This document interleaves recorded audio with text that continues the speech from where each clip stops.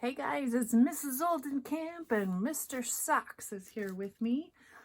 He's a little irritated with me because I am disturbing his slumber, but I thought that maybe he would enjoy chapter 8 of the Books of Elsewhere, The Shadows. He may not stay the whole time. We'll have to see. See, he's looking at us now. Yeah. Oh, it's because the garage door is opening outside and he's looking out the window. What is that, Mr. Socks? Oh yeah, you can go back to sleep. Okay, so it has been a little while. Oh, no. Oh, he's already ditching us. Look at, just like that. What a little brat. All right, Mr. Socks, come here. You don't want to be down there.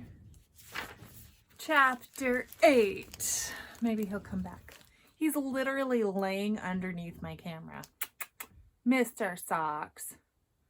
He's kind of annoyed with me. Okay, chapter 8. Here we go. "Why don't you bring this to the table, Olive?" said Mrs. Dunwoodie over the last of the dinner preparations as she passed Olive a lighted candle for the centerpiece. "I've always thought Olive could light up a room," joked Mr. Dunwoodie, making Olive's face turn to the color of her pink kitten cereal. Mrs. Dunwoodie bustled to the table, kissed Olive and Mr. Dunwoodie on the tops of their heads, and settled down in her chair. They all spread their napkins across their laps. Olive dropped hers on the floor. "When did Olive start wearing glasses?" asked Mr. Dunwoodie over a forkful of meatloaf.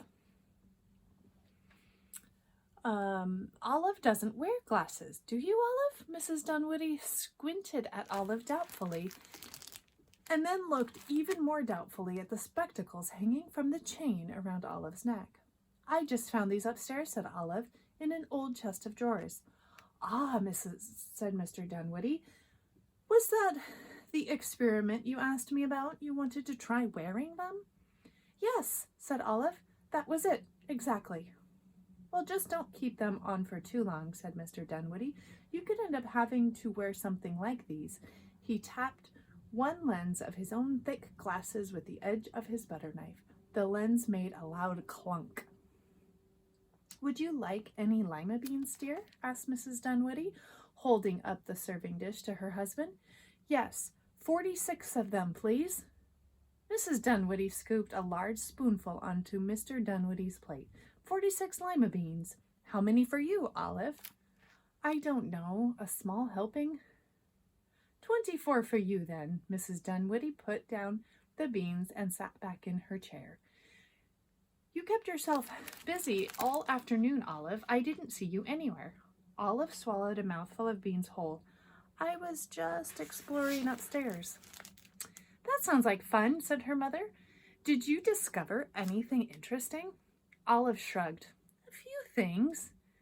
The next morning, both Mr. and Mrs. Dunwoodie went to campus for a meeting.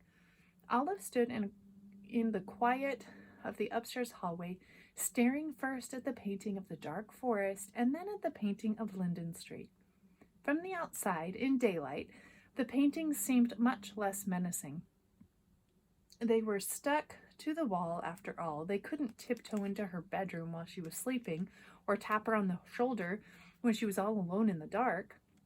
Then again, Horatio said that they were dangerous, and the shadows streaming after her and Morton hadn't been in her imagination. She was certain of that.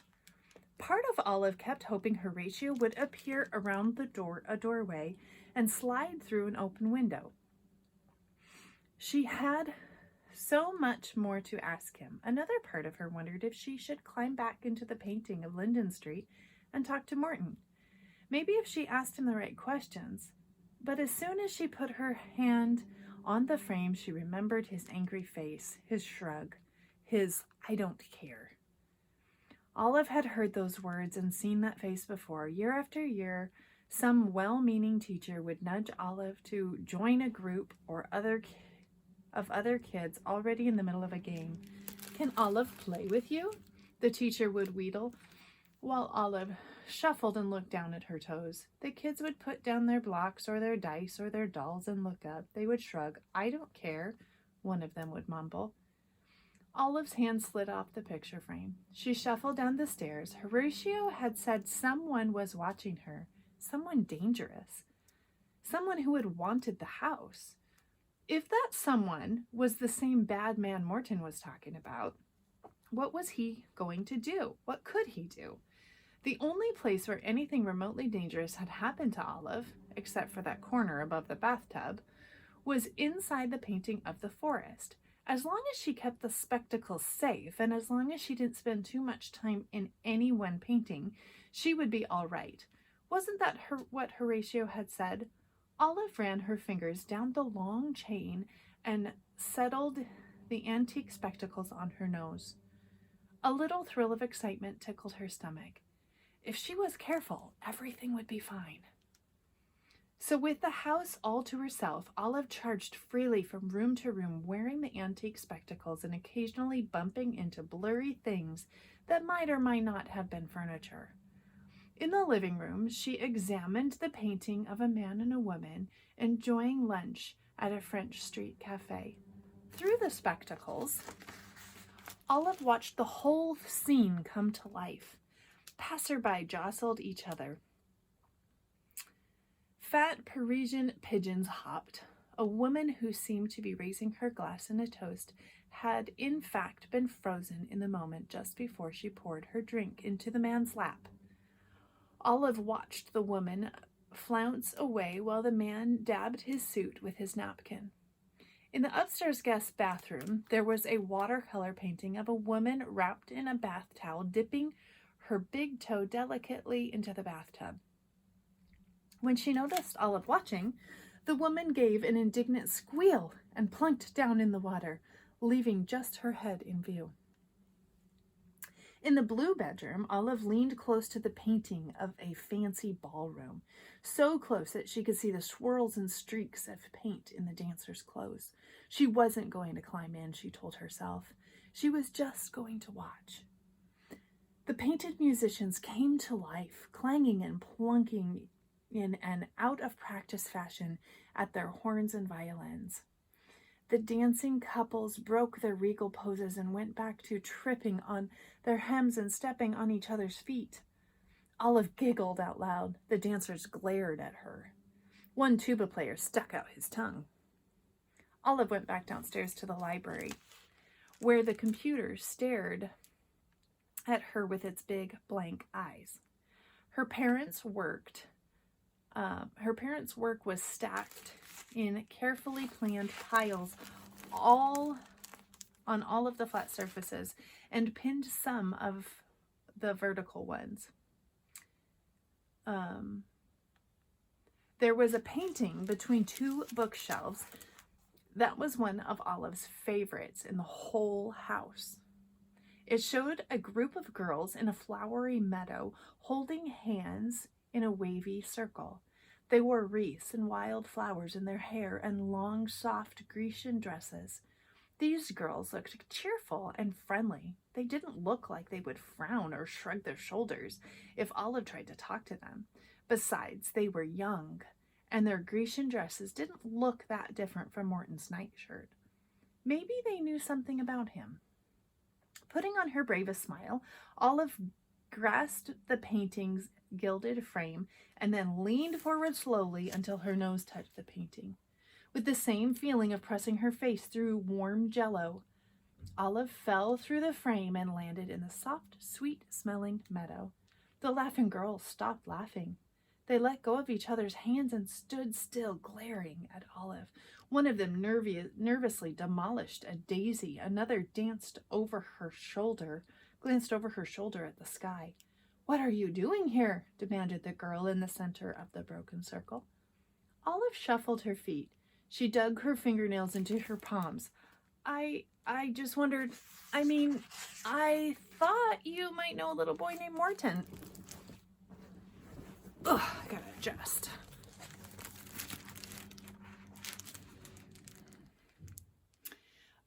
Keep your voice down. He'll hear you, hissed the girl with the long blonde hair. You shouldn't be here, said the center girl. You're going to get us all in trouble. Go away. Olive felt several cold, paint-smooth hands pushing her back toward the frame. She toppled clumsily out of the painting, bumping her head on the bookshelf as she landed. The spectacles slipped off her nose and thumped against her chest on the long chain. Olive looked back at the painting. The dancing girls had gone back to their formation, although now their smiles looked strained and insincere. Olive rubbed her sore head. Morton had been scared of something watching him too, but at least he hadn't pushed her out of the painting. Olive's footsteps echoed in the dusty library. She trailed along the hall to the kitchen. Just beside the kitchen door hung a small painting of 3 men building a wall out of stones. The men wore old-fashioned caps and jackets. They looked a bit dirty, but sociable, like they wouldn't mind having company. Then again, she'd been very wrong about the dancing girls. Olive hesitated. For a moment, the thing she wanted to know wrestled with the thing she hated to do. But finally, she put on the spectacles, stood on her toes, and put one arm into the painting, clamping it over the bottom edge of the frame. Then, with great effort, she pulled herself sideways into the patchy ground of the building site. 3 men stopped working and stared at her. Their mouths fell open. One of them dropped the rock he was holding and had to jump aside before it rolled onto his toes. Olive swallowed the giant lump in her throat. "Hello?" she whispered. "Well, hello," said one of the men. "It's a young lady," said another man. The way most people would say, "It's a flying saucer." "Bless my boots," said the third man. Olive had never heard anybody say "bless my boots" out loud before. But it made her smile, and suddenly she felt as much less afraid of these 3 men.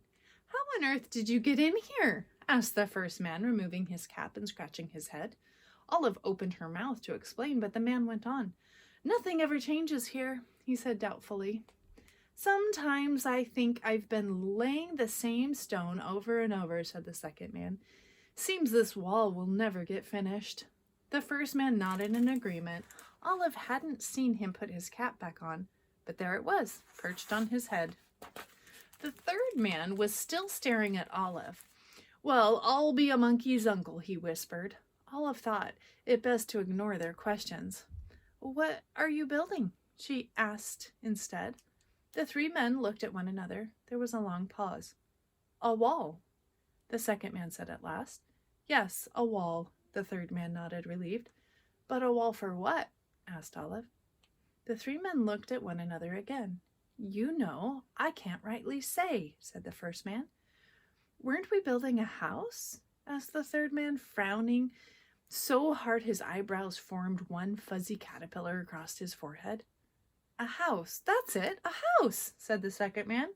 "There was something funny about the house, though," said the third man slowly. He looked up at the hazy white sky. What was it? "Special stones," muttered the second man to himself. "Crazy demands. That giant cat always in the way. I'd never work for that old geezer again." "For who? Who do you mean?" asked Olive, her thoughts reeling. But the second man was slowly hoisting the fallen rock back into place. "Shh," the first man hissed at the others, glancing over both of his shoulders. "Don't you say that name out loud." "Something funny," said the third man, still staring straight up into the sky. "Something funny about the basement." "The basement?" said Olive. Something plummeted her stomach, like an elevator whose cable had snapped. Not the basement. Anywhere but the basement. Olive cleared her throat. "You did say the basement, right?" she asked, trying to push the tremor out of her voice. The 3 men stared at her, mildly confused. One of them nodded. "All right, boys, back to work," Olive heard the first man say as she turned back toward the frame. "Come and see us again, young lady," shouted the third man with a wave as Olive clambered out of the painting and back into the empty kitchen. Her heart was pounding. A stone house, a cat, the basement. And that, my dear friends, is chapter 8. And peeking ahead into chapter 9, there is a picture of a black cat. Kind of looks like my Mr. Socks, huh? Makes me wonder if my Mr. Socks can talk, and he just has chosen never to talk to me. Anyways, tune back in for chapter 9 coming soon. Goodbye, ladies and gentlemen.